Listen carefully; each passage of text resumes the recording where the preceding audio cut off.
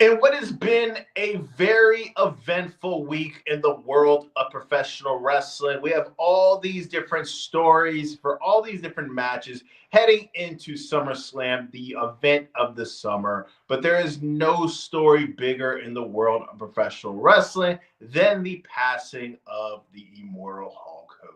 Hey, what's going on, guys? It's Kevin Zwicker from Fast Count, and this is your Raw post show for July 28th. This is the go home Raw for SummerSlam. It is the first two-night event, SummerSlam, so you already know that they are going to try to go all out for this event. Now, the goal of a go home show, as we all know, is to get you hyped for the show. There's a lot of people who are either 100% guaranteed you're going to watch the show. Other people think that they're on the fence, and your job as a go-home show is to get people to be extremely invested in checking out the show. What's going on, Carson? You doing all right?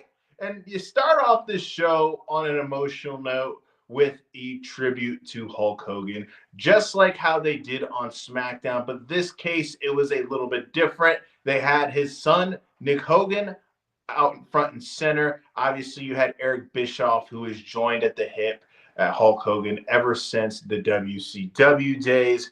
And what's something that I noticed that was immediately picked up by most people on social media was the fact that front and center for this Hulk Hogan tribute was none other than CM Punk, who was also one person away from Hulk Hogan's son, Nick Hogan. Now, I'm not a guy who believes in conspiracy theories or sits there and talks about all these different things that people like to talk about. You know, whether it's this famous person had to do this or that to get this opportunity, or this person is going through a humiliation ritual. But it surely does seem like CM Punk has been going through a humiliation ritual ever since he's joined WWE, just with all these things that he said. They had him apologize for, the comments he made about Saudi Arabia. The first night he came back after Survivor Series, he called WWE home and he apologized for walking out. And tonight being front and row for this Hulk Hogan tribute, knowing that this is a guy who just as recently, during the build of the Royal Rumble, said something negative about Hulk Hogan, was just one of those things that I don't think was something that was going to be that hard for people to miss, right? It was the first thing that popped into my mind. But they had the 10-bell salute. They did a tribute video, a little bit different than the one that we saw on SmackDown. Like it or not, I don't think it's a mistake for me to say that, there's been more shocking deaths in the world of professional wrestling, of course, Chris Benoit, Eddie Guerrero, but I don't think that there has been a bigger death when it comes to the world of professional wrestling. Like it or not, be a fan or not, just from an entertainment standpoint, Hulk Hogan is the Michael Jordan or the Babe Ruth of professional wrestling. And the complicated legacy that he leaves behind, obviously there's going to be people that are going to feel, certain ways, and that's all fair and good. I don't think that it's fair to say how somebody else should feel, but it was a big loss for the world of professional wrestling, like it or not. Guys, please remember to hit the like button and subscribe if you haven't. It helps the channel out in more ways than you even know. But we start off the show with Jey Uso. Obviously, he is going into this big-time tag team match with Roman Reigns going up against Braun Breaker and Bronson Reed. We saw it over social media. Roman Reigns, he filmed this video, while he was working out, asking for Jey Uso to team up with him for this match. Jey Uso responded. He made it official. We had Jey Uso come out. Jey Uso is arguably the most over guy on the whole roster. Everybody wants to do the yeet. And before he can do his little encore of his entrance, he is interrupted by none other than Paul Heyman. And Paul Heyman, he comes out and he says, I didn't come out here to disrespect you. He mentions the fact that, Jey Uso broke out of the bloodline. One ex-bloodline guy to another ex-bloodline guy. And he says, he wants to speak about family and how, sometimes, family can lie to you. He talks about how, Roman Reigns, invited him to be his tag team partner for SummerSlam. And he says, do you think that Roman Reigns, wanted you to be as big as you are?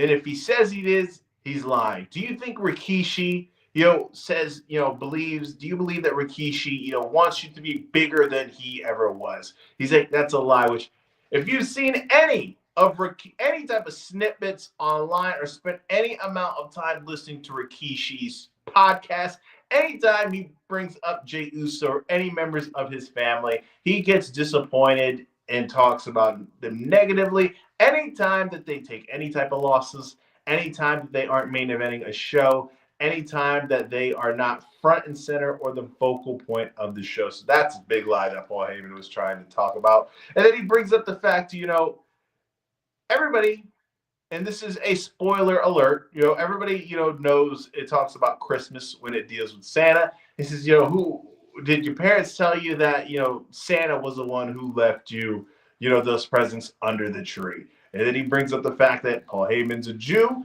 and that he, his people, his tribe, they knew better than that. And then he ends this up with telling Jey Uso that he loved him. And Jey Uso, obviously, we've seen it, multiple different examples, especially last year going into War Games, that Jey will ride for his family. When you have all these people telling him that he shouldn't do this, he should just focus on himself, he always steps up for his family because, as we all know, in that tribe, family is first. And then he talks about how, SummerSlam, he was screwed by, not SummerSlam, at WrestleMania, Roman Reigns was screwed out of the title by him in that triple threat match. And then he talks about how he was screwed out of the title from his boys. So at SummerSlam, basically, they're bringing the fire, and that's a big-time match. What do you guys think is going to main event night one? I think it's pretty clear that SummerSlam night 2 is going to be main evented by Cody Rhodes. But night 1, there's a lot of different directions that they could go. They could go for the triple threat for the women's title. I think that out of the 3 contenders that I'm going to name, that's probably going to be the best match. They could go with CM Punk versus Gunther for the world title, or they can go with this tag team match. I think there's an argument for all 3. I think from a match standpoint, the women, they're going to bring the heat. I think that it's always a traditional sense or a traditional way to end a show with the title being the main event. But you also have Jey Uso and Roman Reigns, who obviously are the 2 most over guys in the whole entire company. So there's an argument for all 3 of those matches. Where direction would you guys go? And who do you think is going to main event night 1? Guys, please remember to hit the like button and subscribe if you haven't. Next, we get into a 6-person mixed tag match. You have AJ Styles and the Kabuki Warriors versus Dominic Mysterio and the champions, Roxanne Perez and Raquel Rodriguez. And obviously, we have SummerSlam where it's going to be AJ Styles one-on-one with Dominic Mysterio. So the whole story going into this is AJ, when are we going to get this opportunity for him to put his hands on Dom? Because we've seen Dom ducking AJ for these last several weeks with this doctor excuse and him finally getting cleared last week.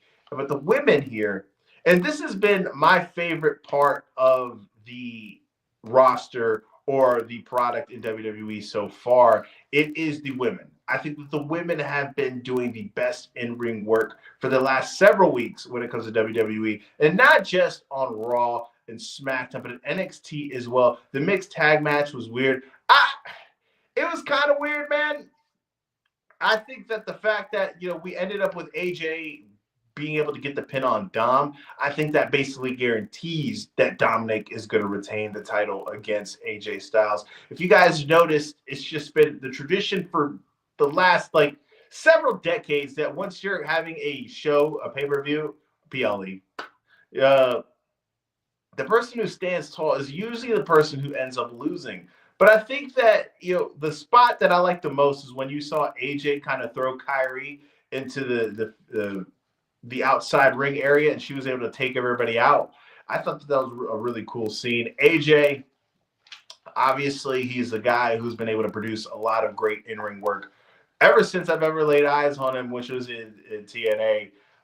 We got another example of that. What did you guys think about that moment at Slammiversary when AJ Styles returned? If you noticed when he returned, you had all these people shouting at him, one more match. And he says, we're going to get to that one more match. And we never got back to it.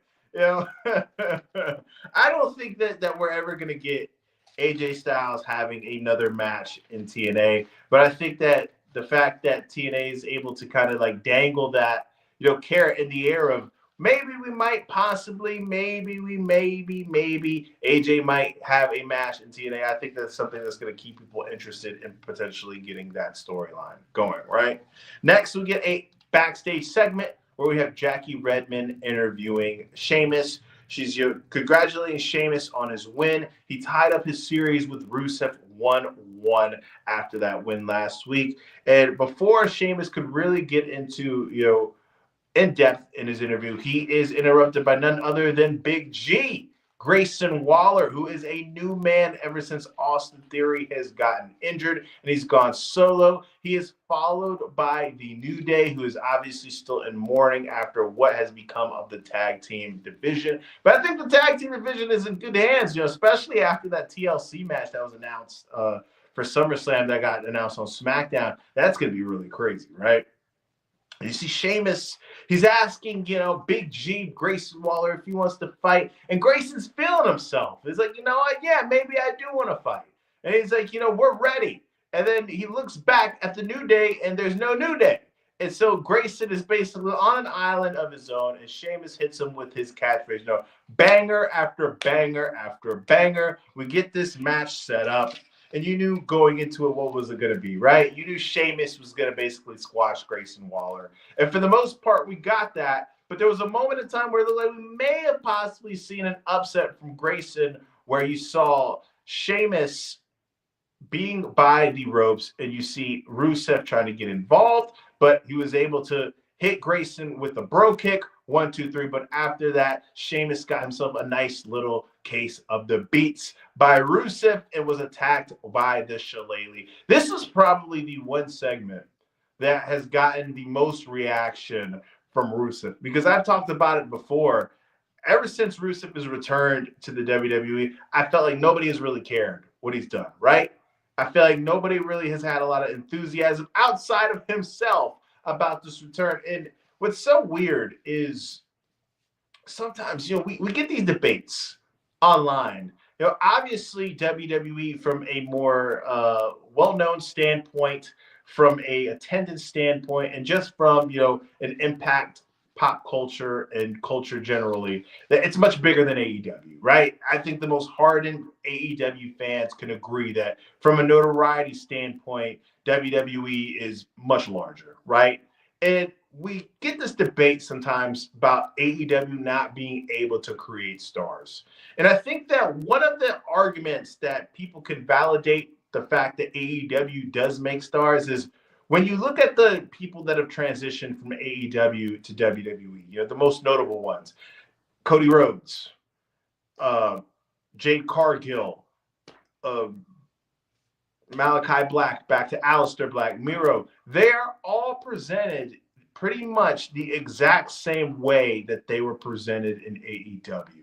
So I think the fact that WWE has brought these people in and hasn't really tinkered with their act, I think that kind of just is one of those stamp of approvals and one of the tips to the caps at AEW that they do in fact make stars. Because if they didn't, why wouldn't WWE change the presentation of these individuals? But we get to this backstage segment with Naomi. Naomi has been doing the best work of her career. I think that this heel turn that she has been on has brought a new dynamic to her character. I think that the fact that we've always kind of known that when it comes to the in-ring stuff, Naomi has been able to bring it. But now with this character work has added, a breath of fresh air to the presentation that she has been giving us the last several weeks. We have Jackie Redmond, bring up the cash-in that we saw at Evolution, bring up her SummerSlam match and this triple threat that she's going into. And you see Naomi, basically say, why would you ask me that type of mess? Rhea's not the only one that's going to bring this brutality to SummerSlam. Io is not the only one that can fly. And we get this match that she's going to be in later on, and she's, this match is going to be a cautionary tale. And she says that after SummerSlam, she's going to put everybody on notice and to proceed with caution. Naomi has been my favorite part of the women's division in the last several weeks. I am a very notable Stephanie McCure stan. I think that she is great. I think that she is going to be the next one that's going to take over the women's division. Did you watch Happy Gilmore 2? I did. I did watch Happy Gilmore 2 on Friday when it came out. Dude, on Friday, I saw it was a double feature. So on Friday, I went to the movie theaters to go see Fantastic Four, which was really good. If you haven't seen it, go check it out. And then as soon as I got home, I watched Happy Gilmore 2. And with the thing about people, people are kind of going back and forth, if Happy Gilmore 2 was good or bad. I think the most important thing, when it comes to judging a comedy movie, if you would consider it good or bad, is did you laugh? I think that's the most important part is did you laugh? And I laughed. So for me, I considered it a good movie. I thought it was good. Did you check it out? And if so, what did you think? I thought MJF was pretty good in it. I thought it was, one of the things about Adam Sandler movies that I think people kind of overlook is the fact that the best ones kind of have heart. Now think about it, Billy Madison, Click, The Waterboy. All those movies are funny, but they also have, there are moments in it to where it's like, kind of tug at the heartstrings. And I really liked Happy Gilmore 2, though. I thought it was good. Guys, please remember to hit the like button and subscribe if you haven't. There was, it came out, I think it was a couple days before that. I guess Nikki Bella, she filmed scenes for it as well, but I guess they cut it out. So altogether, there was 3 wrestlers in it. MJF had the most notable role out of everybody. Becky Lynch and Nikki Bella was in it, but her stuff got cut and she wasn't in it. So sucks for her, right? Because I'm sure that everybody, if anybody had a chance to be in Happy Gilmore 2, they would have, jumped at it, right? But next we get a backstage segment with Bronson Reed. Bronson Reed is going to be in the main event of the show, one-on-one with Jey Uso. Talk about a size difference between the two competitors, right? But you have, Paul Heyman basically playing, this hype man, Don King or Flavor Flav type role in Bronson Reed's ear. He's saying, Jay is gonna bring his family, and he says, with no Seth, this is just a leaderless group. And you have Braun Breaker says, we got this, I got a plan. And Bronson Reed says, I'm gonna leave Jay and his family down, and I'm gonna give them some tsunamis. The tsunamis are like get hurt. Bronson Reed's a big dude, and imagine a big guy like him jumping on you. That shit has to feel painful, right? We have Lyra Valkyria, who obviously is going one-on-one with Becky Lynch. This is the last match in this trio that we have got. It is the final frontier. This program has done wonders for Lyra. I know that they had a really good match in NXT, but when she made the main roster, I was kind of iffy. I was like, I don't really see the hype. I think she's okay, but nothing special. But ever since she's been feuding with Becky and the way that she's been able to hold her own, I think I've done a complete 180 on it, and I'm a big Lyra guy. But she comes out, and she has these big shoes on her feet, right? And she said, these are more than just big shoes. These are my Becky stompers. And she goes on and says, in a week, she botched that at first. She said 2 weeks. And then she corrected herself. She says, in a week, I'm either going to be your new IC champion or I am going to be a failure. And she says, there's a good chance that you're not going to see me because Becky is basically going to have to put me into the ground for me to lose this match. And then we hear Becky's, music hit. We see Lyra standing in a position waiting for her to come out. But we get a camera angle where you're seeing Becky Lynch basically kind of taunting in the back with a kendo stick in her hand. Lyra is able to catch her in time, and she's able to hit Becky with the kendo stick. But at the end of the day, Becky was able to kind of get away from it, and it puts a little bit more hype on that match. I'm excited. I'm pretty sure it's a no-brainer that Lyra is going to win, but it's still good. Still good to see it. Becky Lynch, since she's come back, I thought that this was the perfect opponent for her. I think that this was a perfect opponent for her to come out and have high-quality matches, but also give the rub to a young person. Guys, please remember to hit the like button and subscribe if you haven't. It really helps the channel out in more ways than you guys even know. SummerSlam is going to be big this weekend, guys. It's going to be 2 days in So I'm pretty sure I'm probably going to go live after both nights. I think that's kind of going to be the way that it goes. It's going to be a busy week. Live right now, live on Wednesday for Dynamite, and then live back-to-back days for SummerSlam. What is the match that you guys are most excited for heading into the show? It's going to be an eventful night, especially with all the big titles. I think I'm most excited for the women's triple threat. I think that's going to be a good one. I'm actually really curious about what Jelly Roll is going to look like in that match as well, because I don't know. I don't think that's going to be a lot of work for him. And did you guys hear about Drew McIntyre possibly not being able to make the show because he had a mishap with his passport and he's stuck in England right now? I think it's England. That's going to be crazy. So I saw some people online saying he threw his passport away on purpose so he didn't have to take the pin from Jelly Roll. Any match with Roman is what I'm most excited. I'm a big Roman guy. I'm a big Roman guy. I remember before he came back, during the pandemic era, and he became the tribal chief, I was really out on Roman. Like, I was like, man, this guy obviously has the look of a superstar, but I was like, man, this guy, I don't see it. I said, I see the look, but at that point, he didn't really have any matches in my mind that was that notable. I thought, he was probably the third best guy in the Shield. I preferred Ambrose and Rollins over him. But ever since he came back as the tribal chief, during that pandemic era, and was able to show off what he could do without being so heavily scripted by Vince McMahon, I was like, man, this guy is great. Roman is great. And I know that a lot of people, they have your preferences of what they consider, really good in-ring work. I know some people, they say, Kenny Omega is the best in-ring worker, or Will Ospreay or AJ Styles. Those are the kind of names that people throw, in the ring a lot. But one thing that Roman has over those guys is his pacing. He's not fast moving like Ospreay or Kenny Omega, but everything that he does, it feels like it matters into the ring. And I don't think that there's anybody in the wrestling business right now that is better when it comes to the facial expressions than Roman Reigns. And obviously the aura, right? I don't think there's anybody that has as much aura than Roman Reigns right now. I'm excited for that match as well. I'm with you. Anything that involves Roman Reigns, it's a good thing. Next, we get this backstage interview with Sami Zayn that is being conducted by Corey Graves. He's asking, what is Corey asking? What are you hoping to accomplish at SummerSlam?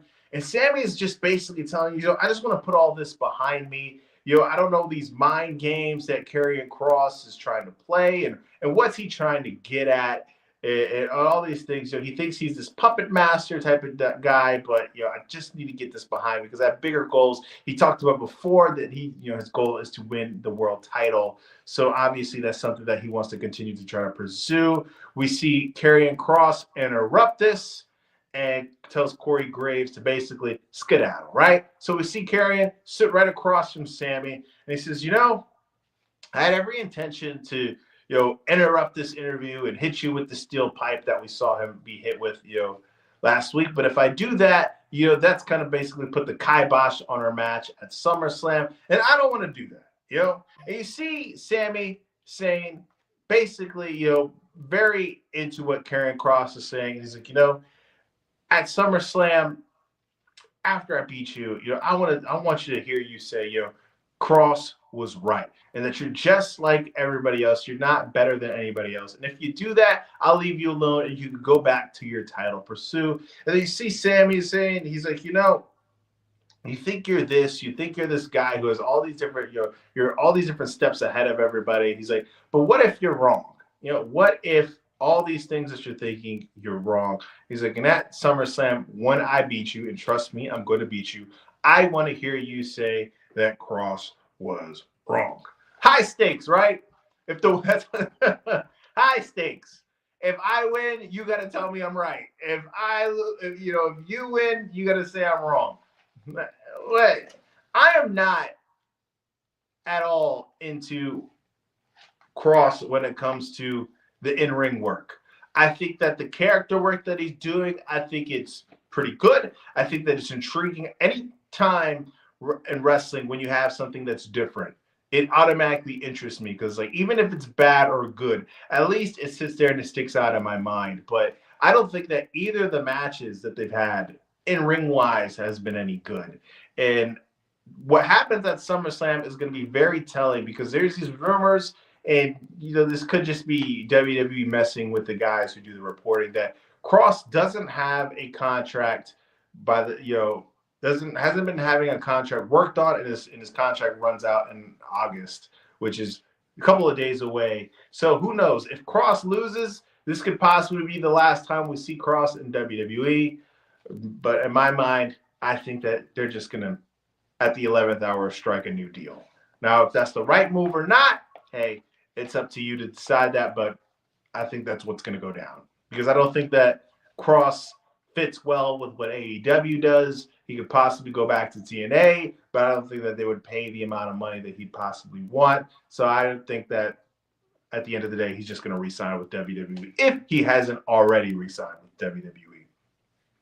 Next, we get into the 8-woman match. We got Naomi and Chelsea Green and the Secret Service against Stephanie McCure, Rhea Ripley, Io Sky, and Nikki Bella. And the whole time watching this match, the only thing that kept going through my mind is, man, it's going to be a big deal when we have Rhea Ripley go one-on-one with Stephanie. And you could tell throughout this whole match, people were it's like in the air that people wanted Stephanie to get in this match. And as soon as Stephanie got in the match, the roof blew off the place. You saw Stephanie pick up the win with a pinfall against Chelsea Green. She hit the Stephanie McCure bomb. We saw the baby faces take a victory lap. Nikki Bella, she got her moments in. I think it's nice to see Nikki every once in a while. I know that she's a woman who, in her personal life, has gone through a lot of stuff within the last year. So it's good to finally see her get this opportunity to just wrestle in front of her son, because I know that she spoke about how that's a big deal for her. And she's looked pretty decent in the ring so far. Nikki was never, she was never mistaken for Bret Hart in the ring during her prime, but I think that she hasn't come out and embarrassed herself. I think that she's been able to hold her own. And the babyface picked up the win. Naomi walked out on her team at one point, but Io Sky threw her back into the ring.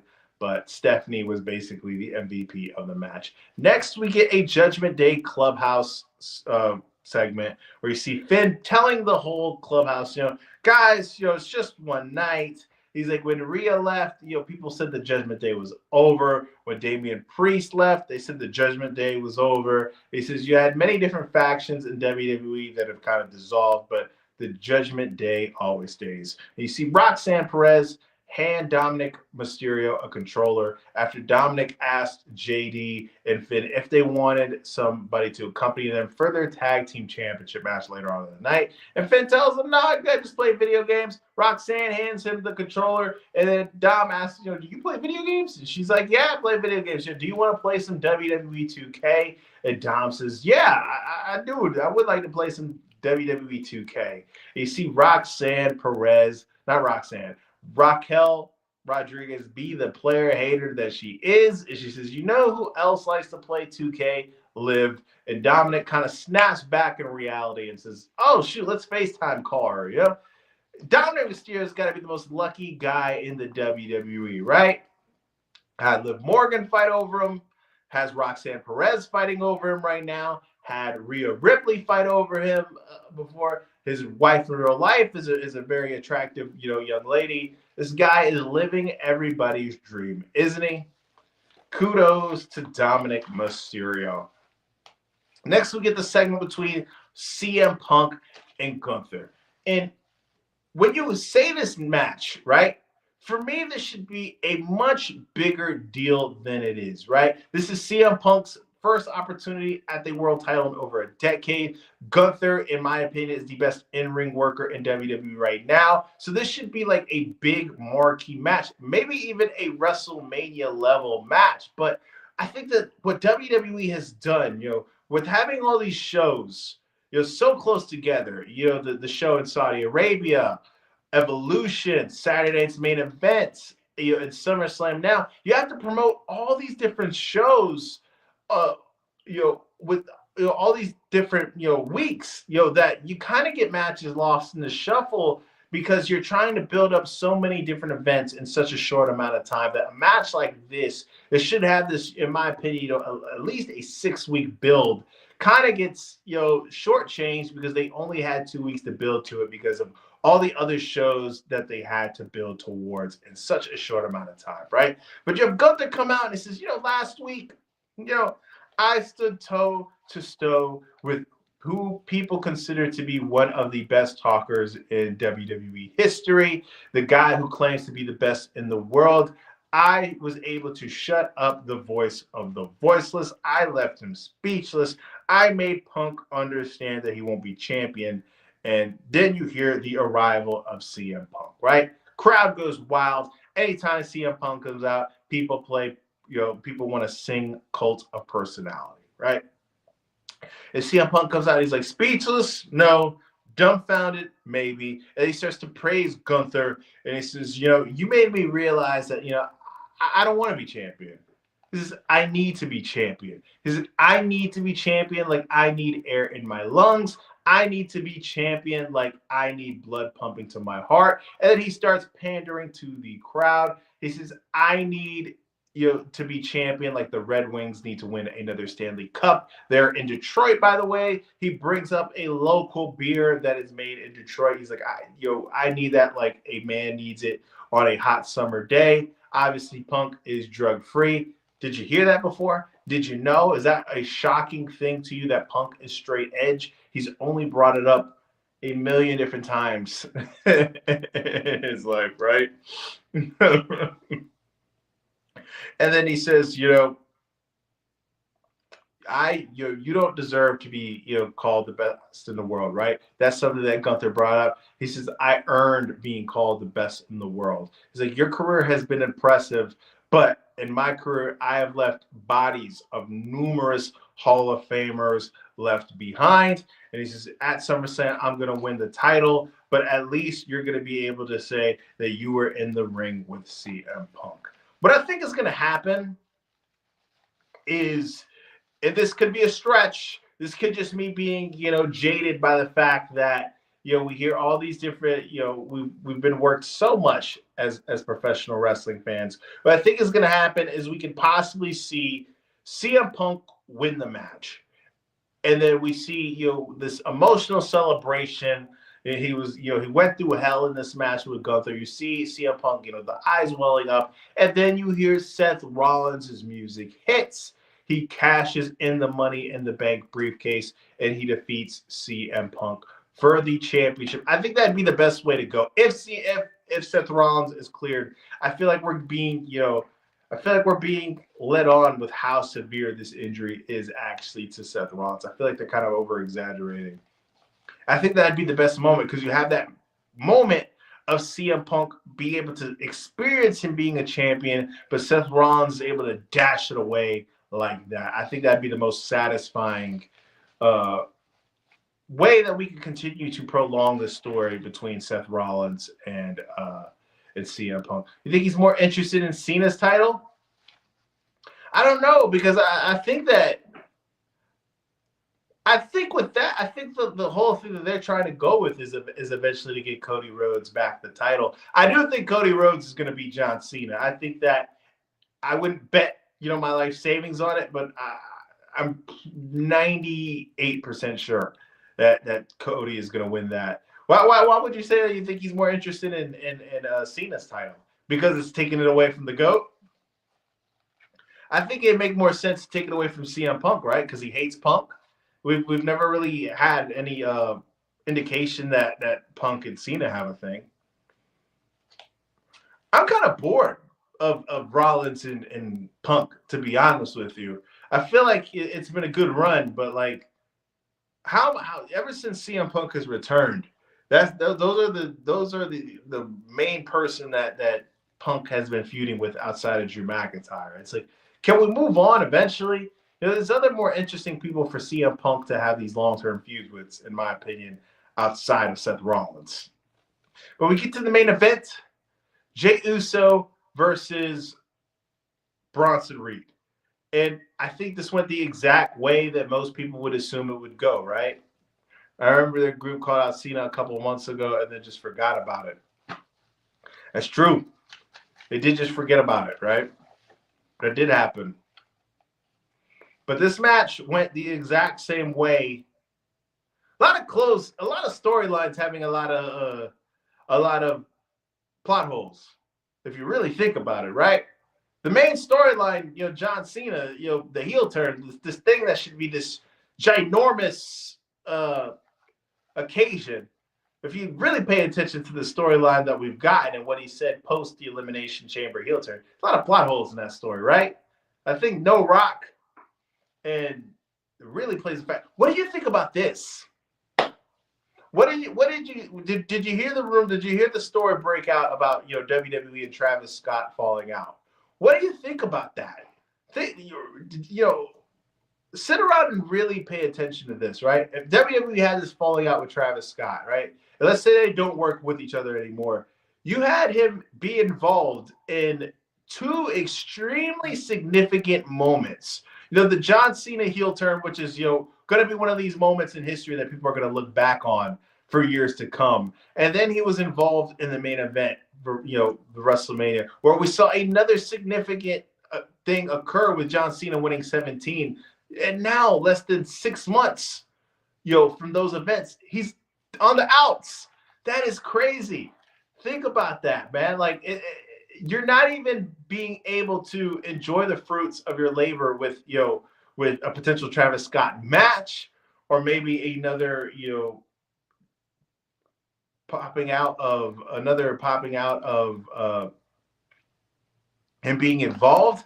It's like, man, you wasted two significant moments on a guy who's not a wrestler and who's not going to be around long term. That is nuts. Travis was probably just doing what he was told, and Triple H doesn't want to take responsibility for the hate. This is going to be a hot take when it comes to Triple H's booking. Well, when Triple H first took over, he was kind of viewed from a lot of different people as like this, this God's gift to wrestling, right? Because the booking under Vince McMahon, especially the last few years, was just so awful that it's just anything that was considered semi-decent, I feel like it was kind of super exaggerated and super hyped up to how good it was be. But really think about this. This great moments and the great storylines under Triple H were pretty much grandfathered in, from Vince McMahon. The bloodline stuff, the finishing up the Cody Rhodes story. Jey Uso kind of already starting to heat up. All these things were kind of grandfathered in from Vince McMahon. So Triple H, really all he had to do was land the plane. And with all these different stories wrapped up, now Triple H is in a position where he has to create stories from scratch. He doesn't have any, leeway. It's just all on him. And I feel like there's been a significant dip in quality. I think that was either WrestleMania 39. I think that was the last WrestleMania that Vince McMahon booked. I believe so. Or it was either the last WrestleMania that Vince McMahon booked, or it was like the last WrestleMania where Vince McMahon was ousted right before. I do think never mind. It was under Vince. It was under Vince McMahon. Because if you were, I don't know if you remember, but the Raw after WrestleMania, people really hated it because Vince McMahon was in control of it. So I think, I might be getting mixed up as well. Because what I think what it was this was when Vince McMahon was still on the board for TKO, right? And Triple H was able to book that, and then Vince McMahon was able to weasel his way into getting heavy influence again. Or I think it was the last under. I should Google that, right? I should Google it. But I'm pretty sure Vince McMahon was the one who he either had everything pretty much laid out for him for Triple H, or Vince McMahon booked it himself. One of them. But WrestleMania 39 is pretty solid though. But those storylines were basically in place for Triple H to just sew the ending to. And now with these storylines that Triple H is doing on his own with his own ideas, I think you can see a difference in quality. But still, I would still take right now over anything that Vince McMahon was doing for the last 10 years. But in the main event, obviously this went the way that most people would expect it to go, right? With the big size difference advantage between Bronson Reed and Jey Uso. You saw Jey Uso get a case of the beats for the whole match. You see Braun Breaker come in and want to get in on this beats party. And you knew as soon as you saw Breaker and Bronson that you were going to get Roman Reigns to come make the assist. Roman Reigns and Jey Uso. It looks as if we're going to end the show with these two guys standing tall. But you see, as soon as they get on the outside, you see Braun Breaker and Bronson Reed basically playing possum, and they're able to get Jey Uso on his own. He eats a nasty spear from Braun Breaker. Bronson Reed hits him with a tsunami. I think the most interesting part of this moment where you saw Jey and Roman trying to stand tall is where you saw Roman Reigns try to attempt to pick up Bronson Reed, and he wasn't able to do it. But you see a moment in time where Roman Reigns is back into the ring, and you see this callback to the build between, I think it was at WrestleMania 38, where you had Roman Reigns and Brock Lesnar. And when you remember that segment on SmackDown when they were doing the contract signing, where you saw Roman go out and say, this is my WWE, these are my fans, this cameraman works for me, this is my ropes, all that stuff. You see Braun Breaker basically regurgitate that. And then you see Roman Reigns and Jey Uso both eat a spear by the barricade. And you see this show end with Bronson Reed and Braun Breaker standing tall. I think that basically guarantees that those two guys are going to lose as well. But, hey. Remember when The Rock gave Cody a secret item and then they forgot about it? Man, I think we as fans, we might sit there and pay attention to more of these little details than they do.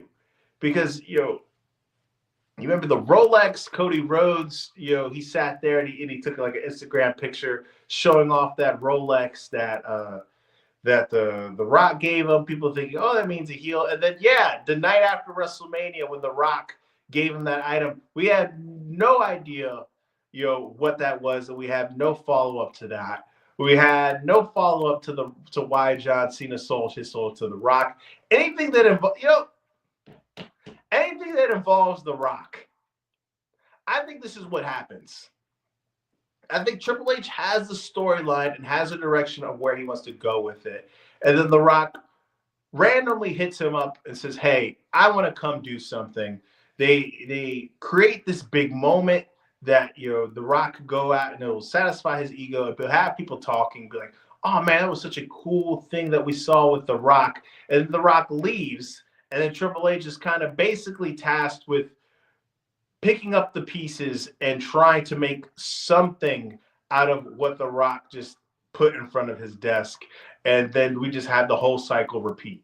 It's I know that when Triple H gets the call, whether it's from Ari Emanuel or whether it's from The Rock himself, that, hey, The Rock is coming in, I know that has to anger that guy, because Triple H has talked about it on multiple different occasions, whether it's, different interviews or different documentaries, that, he has a goal as to what he wants to get done, whether it's at WrestleMania or SummerSlam. He has an idea of what he wants to see go down there. And his job is basically to create the roadmap to those events. But anytime that he's on this roadmap, The Rock wants to bring his people's championess and kind of, screw it up. You guys ever see Black Adam? What did you guys, if you've seen Black Adam, what do you guys think of that movie? That movie sucks, doesn't it? When was the last time that you've seen a movie with The Rock that you thought was really good? I think the last time I saw a movie with The Rock that I thought was good was Snitch. Have you guys ever seen that one? That one's a good movie. Snitch, The Rock did some serious acting in that one. That was a good one. But Black Adam sucks monkey balls. But yeah, going into SummerSlam, I think that they did their job as to hyping the show up. I think we were able to add a little bit more juice to the CM Punk and Gunther feud. Is the WWE Unreal show produced by WWE or Netflix? It'd be interesting if it's an actual non-biased look behind the scenes. If anything looks like the WrestleMania 40, if anything like the WrestleMania 40 documentary, it's gonna suck. I don't know, but you gotta think if it's WWE and Netflix, I would assume that it's gonna be kind of hand in hand. Kind of like a co-production deal. I'm gonna do some content based off of it though. It comes out tomorrow, right? I'm probably not gonna be. I don't know how many episodes it's gonna be, but I'm gonna review it. I reviewed the Vince McMahon documentary for Netflix as well. I cut it in sections way back when it dropped. So I'm down to it. I'll talk about it. I'll watch a few, depending on how many episodes it is. I'll knock out a few tomorrow, and however long it is over the course of a couple of days. It's a lot of wrestling. Think about that. It's a lot of wrestling to cover, right? WWE shows, the AEW shows, the Netflix shows, and the PLE. It's a lot, but it's going to get done. It's going to get done. But guys, Arlene, man. How you doing, Arlene? You doing all right? Looks like you're new around here. Or good that you're back. Good that you're here on the Raw post show. We do the AEW post shows as well if you watch that. But guys, please remember to hit the like button and subscribe. It helps the channel out in more ways than you guys even know. And please remember, it's free. We are getting closer and closer to 3,000 subs, guys, which is insane. I think we're less than 250 subs away. And when I started this channel last year, I thought it was going to be a mountain to climb to get 100 subs. So the fact that we're here a year later, we're approaching 3,000. It's insane. But it was a really solid show tonight. I wasn't really feeling the Paul Heyman promo with Jey Uso to open up the show. I feel like it was kind of one of Paul Heyman's worst promos, to be honest with you. But I think the match itself is going to be straight. I think that we're going to see Roman Reigns and Jey Uso pick up the W. I think that we're going to possibly see a Seth Rollins cash in for the title in the CM Punk and Gunther match. I think Naomi is walking away with the Women's Championship. I think she's going to be able to retain. And I think that at SummerSlam, we're going to see some type of interaction between Cardi B and Chelsea Green. Whether it's backstage or in the ring, I think it's a guarantee that we're going to see some form of physical interaction with Cardi B. And I think that we're going to see Jelly Roll and Randy Orton pick up the W in that match. Going to do a video talking about this Drew McIntyre possibly missing out on that match. Who knows? It's going to be interesting to talk about, but check that one out, guys. Guys, it's been a good night. I am Kevin Zwicker. If you're into it, be back for the Dynamite post show on Wednesday. Always remember, this post shows for Raw on Monday, post shows for Dynamite on Wednesday, and we do post shows immediately following WWE PLEs and AEW pay-per-views. So be on the lookout for that and the material that is going to drop in between these lives. I am Kevin Zwicker, guys. I'm out.